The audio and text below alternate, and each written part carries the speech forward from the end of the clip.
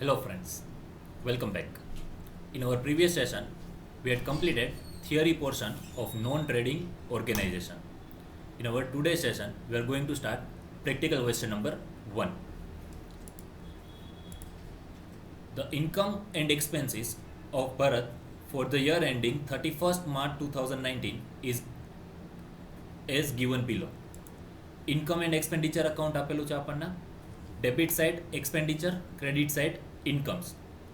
એક્સપેન્ડિચરની અંદર rent, stationery and postage, wages, repair, expenses of annual programme, interest, depreciation on equipment, salary અને excess of income over expenditure, એટલે આ balancing figure છે. Income side, credit side, subscription, lockers rent, subscription for annual programme, આ ત્રણ આપણી income છે.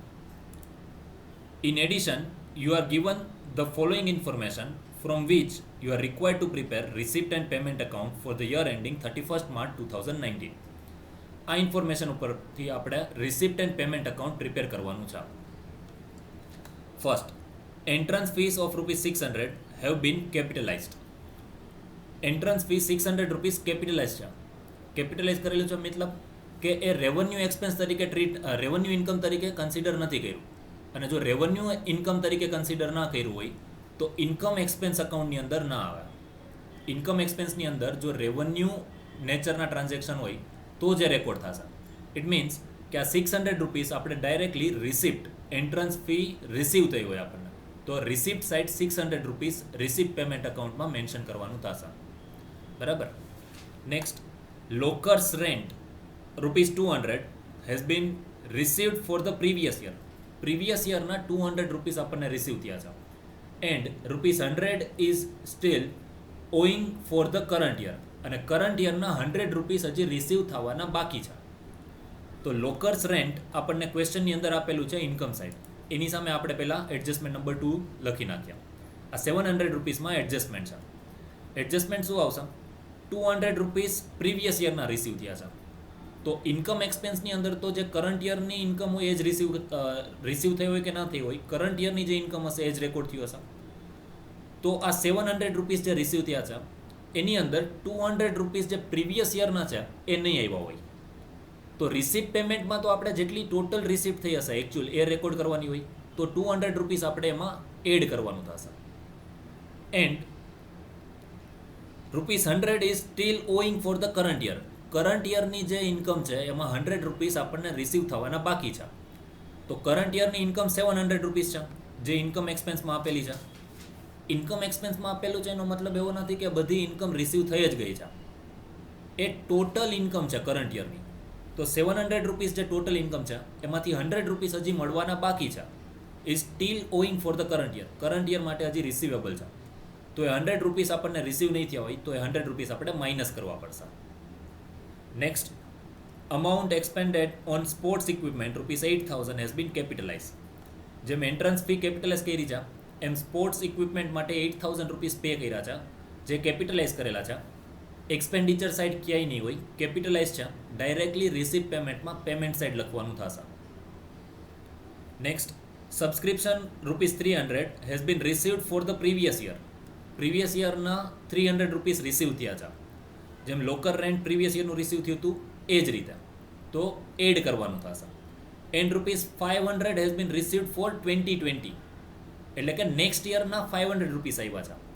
તો એ પણ સબસ્ક્રિપ્શનની અંદર કરંટ યરની ઇન્કમમાં કન્સિડર ના થયું હોય તો બંને અમાઉન્ટ 300 રૂપીસ પ્રીવિયસ યરના જે રિસીવ થયા છે એ અને 500 રૂપીસ જે નેક્સ્ટ યરના રિસીવ થયા છે એ બંને અમાઉન્ટ આપણે એડ કરવાની થશે.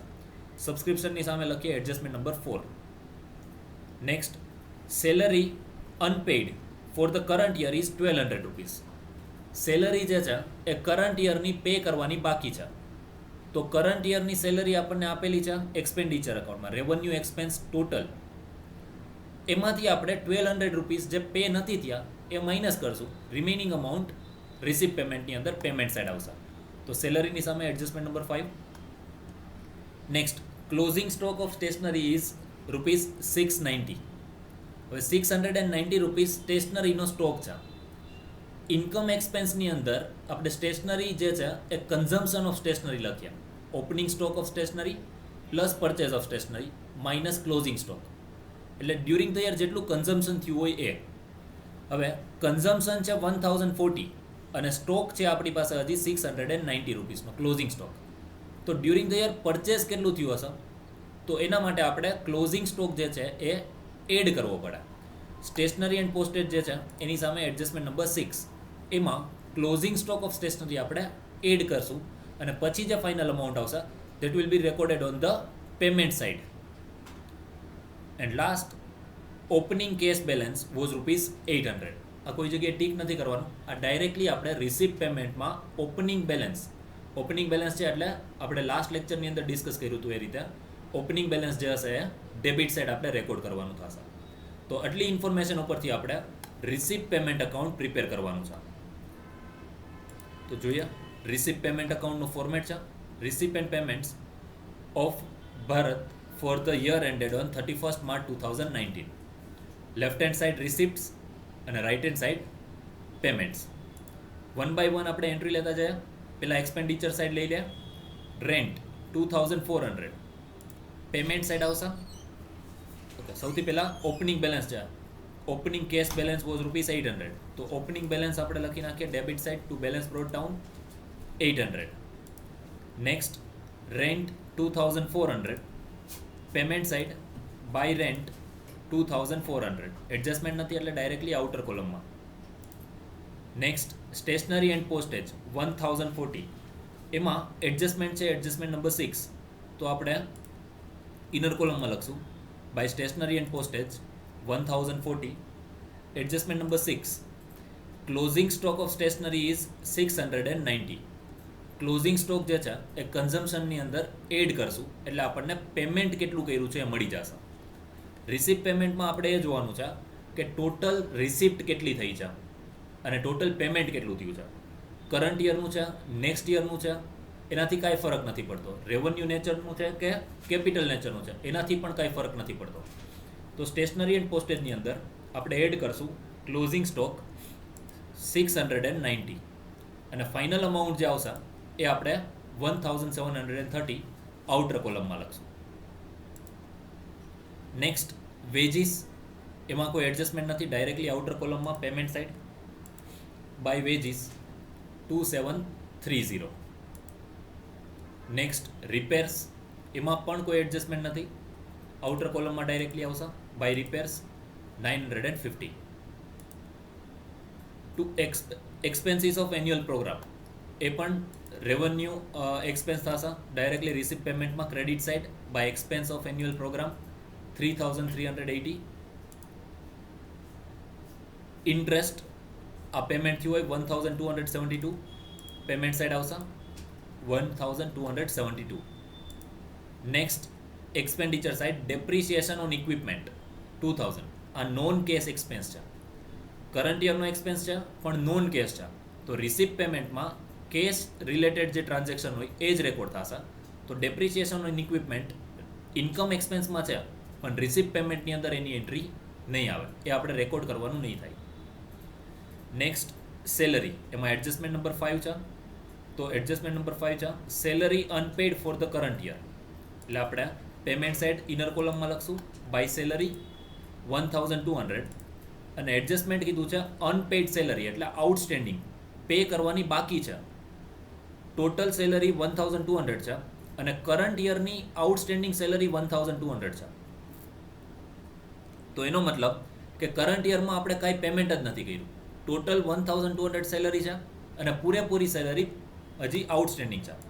તો salary 1200 minus outstanding for current year 1200 અને ફાઇનલ અમાઉન્ટ આવશે 0 ડેશ, એ અમાઉન્ટ નહીં આવે. એના પછી access of income over expenditure, આની કોઈ એન્ટ્રી ના આવે રિસિપ્ટ પેમેન્ટમાં. એક્સપેન્ડિચર સાઇડ બધી અમાઉન્ટ આવી ગઈ. હવે ઇન્કમ સાઇડ સબસ્ક્રિપ્શન, તો એ આવશે રિસિપ્ટ સાઇડ ઇનર કોલમમાં એડજસ્ટમેન્ટ છે એટલે 20,920. એડજસ્ટમેન્ટ છે adjustment number 4, subscription ₹300 has been received for previous year. Current યરનું રિસીવ થયું હોય કે પ્રીવિયસ યરનું હોય, રિસીવ થયું છે તો આપણે રિસિપ્ટ પેમેન્ટમાં રેકોર્ડ કરવાનું થશે. ઇન્કમ એક્સપેન્સની અંદર જે અમાઉન્ટ છે એ ખાલી કરંટ યરનું હશે, whether actually received or not. બરાબર, તો 20,920 કરંટ યરનું સબસ્ક્રિપ્શન છે. એમાં પ્રીવિયસ યરનું જે રિસીવ થયું છે આવી ઇન્ક્લુડ ના થયું હોય તો રિસીપ પેમેન્ટની અંદર આપણે આ 300 રૂપીસ એડ કરવાના થશે. સબસ્ક્રિપ્શનમાં આપણે એડ કરશું આઉટસ્ટેન્ડિંગ પ્રીવિયસ યર 300 રૂપીસ. હજી એડજસ્ટમેન્ટમાં કન્ટિન્યુ છે. And ₹500 has been received for 2020. એટલે કરંટ યર આપણું છે 2019 અને 2020 માટેના 500 રૂપીસ રિસીવ થયા છે. Subscription received in advance next યરના આપણને રિસીવ થયા છે. તો એ પણ આપણા માટે રિસીપ પેમેન્ટમાં તો આપણને એકચ્યુઅલી રિસીવ થઈ જ છે, તો આપણે રિસીપ પેમેન્ટમાં એડ કરવું પડશે. Plus advance of current year. Current યરમાં આપણને જે એડવાન્સ રિસીવ થયા છે એ 500 રૂપીસ અને ટોટલ અમાઉન્ટ એકચ્યુઅલી આપણને રિસીવ થઈ હશે 21,720. આટલી અમાઉન્ટ આપણને સબસ્ક્રિપ્શનની રિસીવ થઈ હશે. Next lockers rent 700 rupees. Adjustment number 2 છે તો એ આપણે ઇનર કોલમમાં લખવાનું થશે. To lockers rent 700 rupees. Adjustment number 2, lockers rent 200 has been received for the previous year. Previous યરનું રિસીવ થયું છે તો આપણે રિસીપ પેમેન્ટમાં એડ કરવું પડશે. Plus outstanding previous year 200 rupees. હજી કન્ટિન્યુ છે adjustment. And ₹100 is still owing for the current year. Current યરનું જે આપણું ઇન્કમ છે 700 રૂપીસ, એમાં 100 રૂપીસ રિસીવ થવાના બાકી છે. એનો મતલબ કે ટોટલ 700માંથી 100 રૂપીસ આપણને રિસીવ નથી થયા. તો રિસીપ પેમેન્ટ માટે આપણે 700માંથી 100 રૂપીસ માઇનસ કરવા પડશે, કેમ કે એકચ્યુઅલી આપણને રિસીવ નથી થયું. અને રિસીપ પેમેન્ટમાં જે એકચ્યુઅલ અમાઉન્ટ રિસીવ થયો હોય એ જ રેકોર્ડ કરવાનું હોય. તો એની ઇફેક્ટ આવશે minus outstanding current year 100 rupees અને નેટ અમાઉન્ટ આવશે 800 રૂપીસ આઉટર કોલમમાં. Next subscription for annual programme. એમાં કોઈ એડજસ્ટમેન્ટ નથી, ડાયરેક્ટલી આપણે રેકોર્ડ કરશું. Subscription for annual programme 4,000 rupees. હવે ઇન્કમ સાઇડ પણ બધી એન્ટ્રી થઈ ગઈ છે. હવે એડજસ્ટમેન્ટ જોઈ લઈએ. એમાં જે ડાયરેક્ટ એન્ટ્રી આપવાની હશે એ આપણે એન્ટ્રી કરી દઈએ. નેક્સ્ટ છે entrance fee ₹600 have been capitalized. Entrance fee આપણે રિસીવ થઈ છે પણ એ ઇન્કમ એક્સપેન્સમાં નથી લખ્યું, કેપિટલાઇઝ કરી છે. તો એન્ટ્રન્સ ફી આપણે રિસિપ્ટ સાઇડ લખવી પડશે 600 રૂપીસ. ભલે કેપિટલાઇઝ થઈ છે પણ રિસીવ તો થઈ છે એટલે 600 રૂપીસ આપણે રિસિપ્ટ સાઇડ લખ્યું. નેક્સ્ટ લોકર્સ રેન્ટ એ એડજસ્ટમેન્ટ થઈ ગયું. Third, amount expended on sports equipment 8,000 has been capitalize. 8,000 rupees આપણે સ્પોર્ટ્સ ઇક્વિપમેન્ટ માટે પેમેન્ટ કરેલું છે અને એ કેપિટલાઇઝ કરેલું છે. તો એ ઇન્કમ એક્સપેન્સ અકાઉન્ટની અંદર ના હોય કેમ કે કેપિટલ નેચરનો એક્સપેન્સ છે. પણ રિસીપ પેમેન્ટની અંદર આપણે એની એન્ટ્રી કરવી પડશે ઓન પેમેન્ટ સાઇડ.